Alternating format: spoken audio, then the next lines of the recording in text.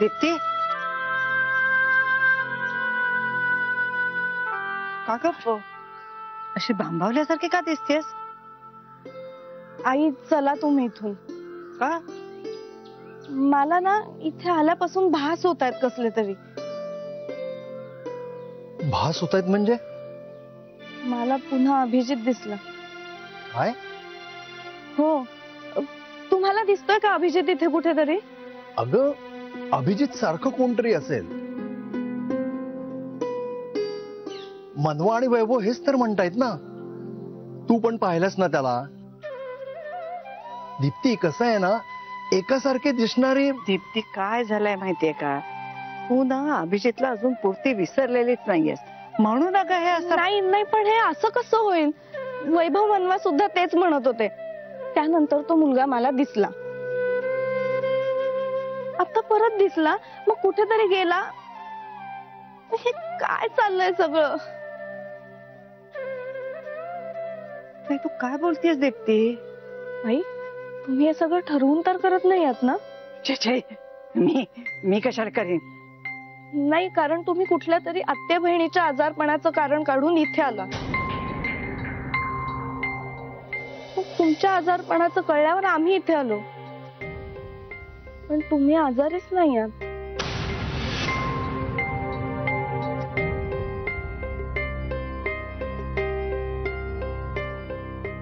त्रास होतोय मला या सगळ्याचा. नका ना असं वागू माझ्याशी.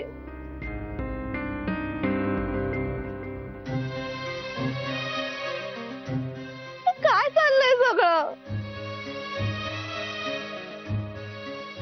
दीप्ती, तू फक्त एकदा त्याला भेट, मग ठरवू ना आपण काय करायचंय ते. नाही, मी नाही भेटू शकायचे त्याला, पण तो तो समोर आला तर मला नाही कळणार मी काय बोलू त्याच्याशी ते.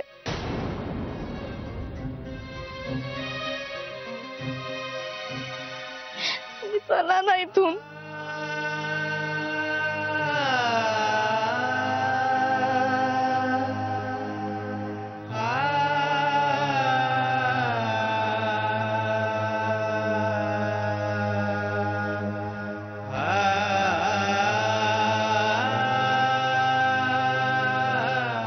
सुहास, मला वाटतं ही लपाछपी आता बास झाली. आपण त्यांना समोरासमोरच आणूया.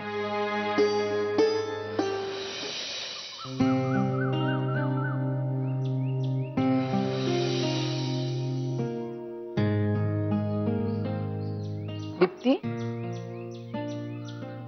तुला जायचं तर जा, मी तुला नाही थांबवणार. पण तू जायच्या आधी मला तुझ्याशी बोलायचंय. सीमा काकू, तुम्ही त्याच त्या विषयावर बोलणार असाल तर मला बोलायची इच्छा नाहीये. त्याच म्हणजे मला जे भास होत आहेत त्या, आणि कृपा करून मला माझ्या मनाविरुद्ध लग्नासाठी तयार करण्याचा प्रयत्न करू नका.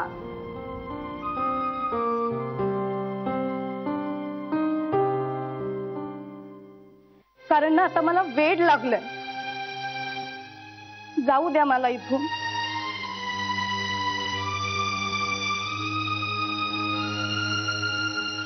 माझ्यामुळे आता आईंनाही भास व्हायला लागले. त्यांना आता असं वाटायला लागलंय की खरोखरच अभिजित सारखा कोणतरी आहे. अगं दीप्ती, भास तुलाही होत नाहीयेत आणि मलाही. आई प्लीज, तुम्ही कोणाच्या मनाची समजूत काढायला बघताय? तुमच्या का माझ्या? दीप्ती, तू बस जरा. नाही, आता या वातावरणात मी एक सेकंड सुद्धा थांबू शकत नाही आणि तुम्ही थांबायचं नाही. हे चाललंय काय?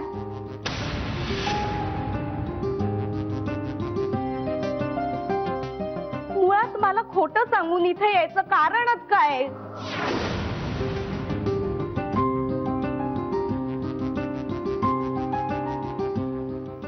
सुरुवातीला मला वाटलं की हा तुमचा सगळ्यांचा बनाव आहे, पण आता माझ्या लक्षात येतंय की असं काही नाहीये.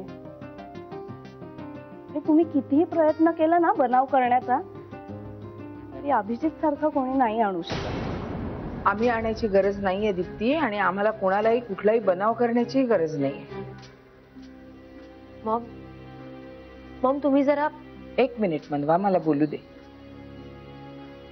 दीप्ती, तुझ्या बाबतीत हे जे काय होतंय ना, याला तू नियतीचा खेळ म्हण किंवा तुझं नशीब म्हण, पण तुला हे जे होत आहेत हे भास नाहीये. सीमा काकू, प्लीज आता कोड्यात बोलू नका. माझी सहन करण्याची शक्ती संपली आणि आई बाबांची सुद्धा. आम्हाला जाऊ द्या इथून. दीप्ती, तू इथून जायच्या आधी मी सुरू केलेला हा खेळ मलाच थांबवायला पाहिजे. पण ह्या सगळ्यामध्ये माझा हेतू तुला पुन्हा एकदा हसताना बघण्याचा होता. वैभव,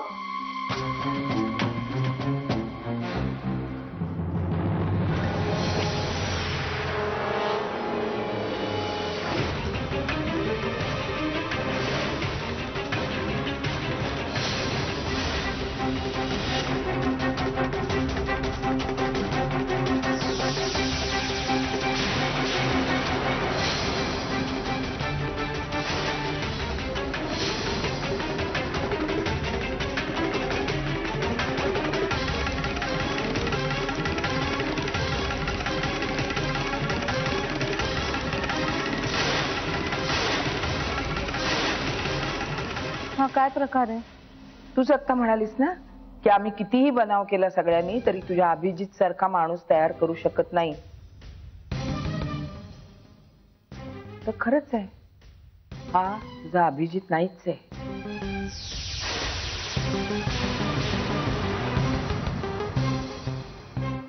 पण जो कोणी आहे तो एक चमत्कार आहे दीप्ती, आणि एवढ्यासाठी आम्ही तुझ्याशी खोटं बोललो. दीप्ती, इथला प्रत्येक माणूस तुझ्याशी खोटं बोललाय. कारण आमच्यातल्या कोणालाच तुला आयुष्यभर एकटं पाहायचं नाहीये. आता निर्णय तुझा आहे.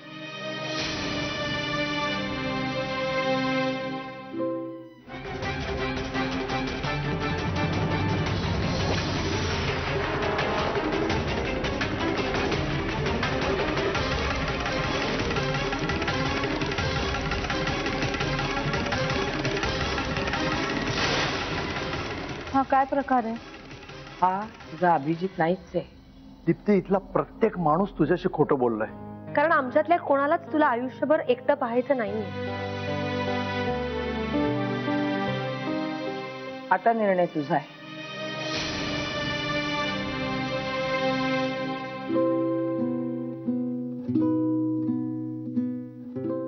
हाय, मी रोहन.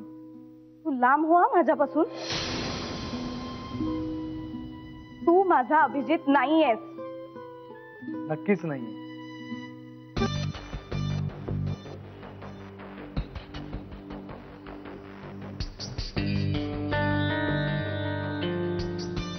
तू पुढे येऊ नकोस.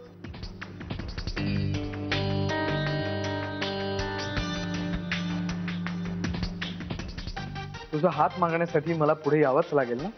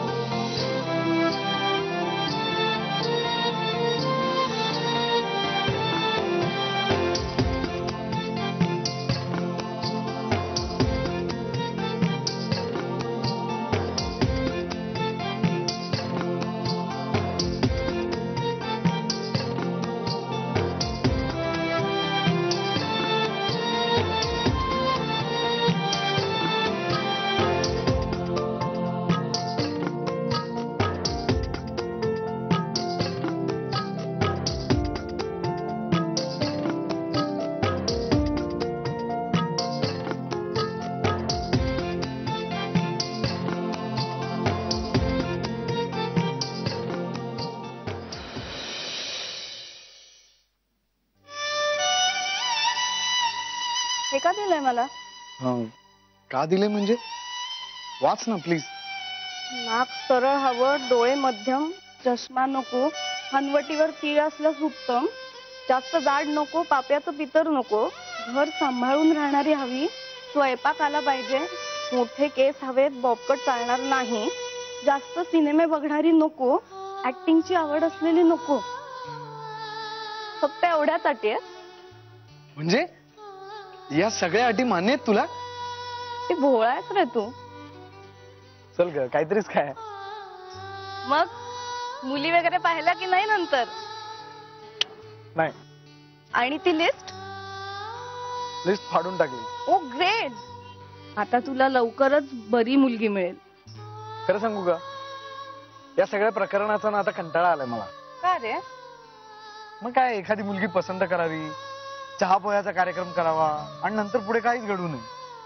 फोटो दाखवतेस ना? हो, ह्यासाठीच भेटलोय ना आपण.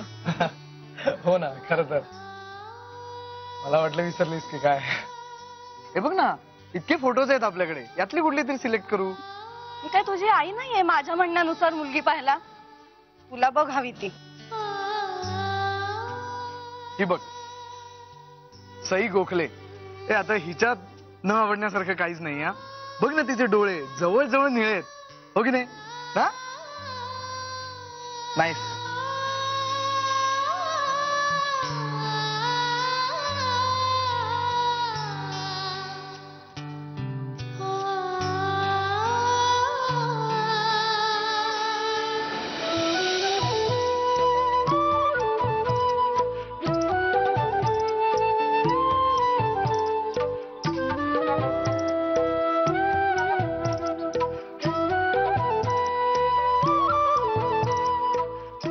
I'm in love with you, Deepti.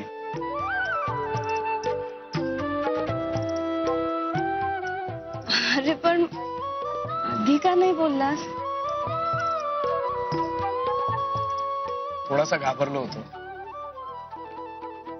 आणि मी इथे आलेच नसते तर? वा वा, अशी कशी आली नसतीस? इनफॅक्ट माझी खात्री होती तू येशीलच.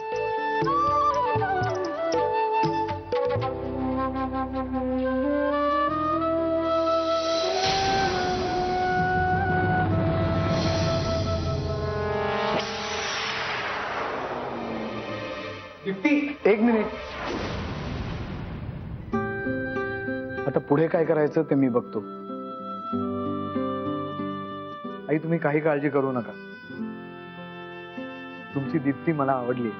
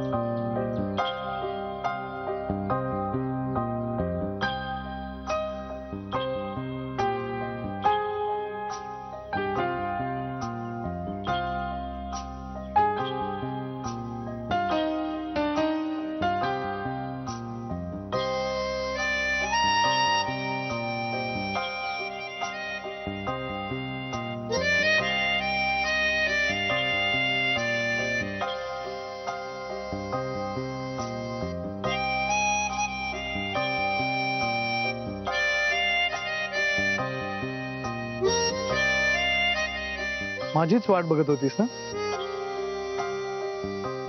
कोण तू? अच्छा, म्हणजे तुमच्यात अनोळखी माणसांची वाट बघतात का? तू का आलायस रे इथे? माझी वाट बघत होतीस की नाही हे सांग आधी. नाही. खोटं बोलतेस तू? मी कधीच कोणाशीही खोटं बोलत नाही. अच्छा, मग स्वतःशी का खोटं बोलतेस? कारण त्यात दुसऱ्याचं नुकसान नसतं म्हणून. पण स्वतःशी खोटं बोलणं हे जास्त घातक असतं, इतरांसाठीही. म्हणूनच जितक्या लवकर शक्य होईल तितक्या लवकर या सगळ्यातनं बाहेर ये. तुझ्या जवळच्या लोकांना तुझ्यामुळे किती त्रास होतोय त्याची कल्पना नाहीये का तुला? हे तू काय स्वतःला मानसशास्त्रज्ञ समजतोस काय? Not really. पण मला वाटतं तुझं मन, तुझ्या भावना मी समजू शकतो. हे थोडं अति होतंय असं नाही वाटत आहे तुला? मे बी थोडं अति वाटत असेल कदाचित, पण तुझ्या चांगल्यासाठी सांगतो. स्वतःची दुःख कुरवाळत बसू नकोस. आता असं नको म्हणूस की माझ्या डोळ्यात बघून तुला माझं दुःख कळलं म्हणून. तुझं दुःख तुझ्या डोळ्यात तू कधीच येऊ देत नाहीस. तुझ्याच सासूनं सांगितलं मला. त्या आई आहेत माझ्या. तरी सुद्धा त्यांना त्रास होईल असं का वागतेस तू? त्यांचं सगळं सुख तुझ्यात आहे. मग त्यासाठी मी काय करावं अशी तुझी अपेक्षा आहे? त्यांना जे हवंय तेच तू कर. अच्छा, म्हणजे तुझा या सगळ्याला होकार आहे, मला सहानुभूती म्हणून. तुला जर कोणी सहानुभूती दाखवली तर तू ती घेशील? आय डोंट नो वाय, पण आय थिंक गेल्या 2 दिवसात मी तुला थोडंफार ओळखायला लागलोय. आणि मी हे सगळं बोलतोय कारण तू मला आवडलीस. प्लीज, तू माझा अभिजित नाहीयेस. हा, मला अभिजित व्हायचंही नाही. तुझ्या आयुष्यात अभिजितची रिप्लेसमेंट म्हणून येण्यात मला काहीच इंटरेस्ट नाही.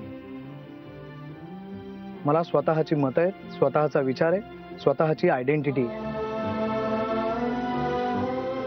अभिजित आणि माझ्या दिसण्यात साम्य असेलही कदाचित, पण मी रोहन आहे. आणि रोहन म्हणून मी तुला विचारतो, माझ्याशी लग्न करशील?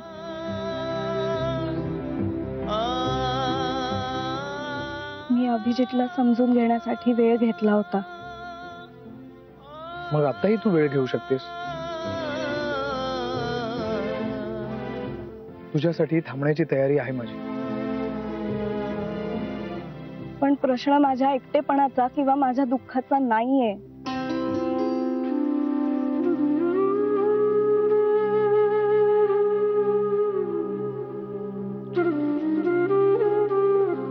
माझ्यानंतर आई बाबांना दुसरं कोणीच नाहीये आणि त्यांना असं एकटं सोडून मी स्वतःच काहीतरी करण्याचा विचार सुद्धा नाही करू शकत.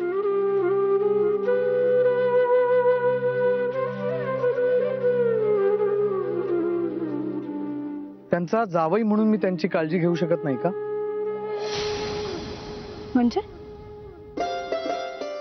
म्हणजे तू त्यांची सून असतानाही ते तुला मुलगी मानतात. मग मी जर त्यांचा जावई असेल तर मी त्यांचा मुलगाच झालो की.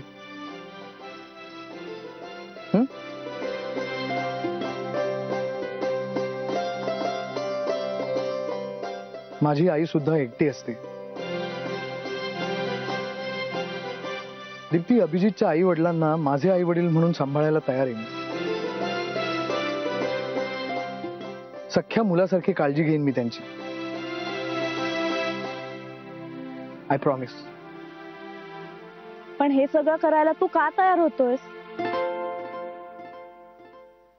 असं किती ओळखतोस रे तुम्हाला?